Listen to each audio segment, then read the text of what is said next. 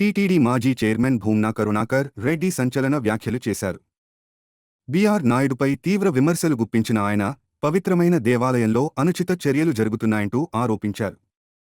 భర్తను కోల్పోయిన ఓ బ్రాహ్మణ మహిళ ముఖ్యమంత్రి చంద్రబాబు నాయుడుకు లేఖ రాసినా స్పందన లేదని విమర్శించారు.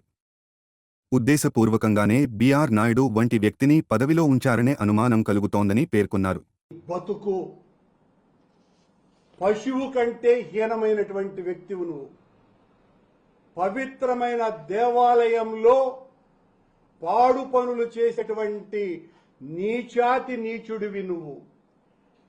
అసలు ముఖ్యమంత్రి అయిన చంద్రబాబు నాయుడు గారికే ఈ ఉత్తరం ఒక బ్రాహ్మణ తల్లి, భర్తను కోల్పోయిన వైదిక బ్రాహ్మణ తల్లి ఇంత ఆర్తనాదం చంద్రబాబు గారికి రాస్తే కూడా పట్టించుకోలేదు అంటే చంద్రబాబు నాయుడు గారు ఉద్దేశపూర్వకంగా ఇలాంటి నీచుణ్ణే టీటీడీలో ఉంచాలా అనేటువంటి అనుమానం ఎవరికైనా రాదా అండి?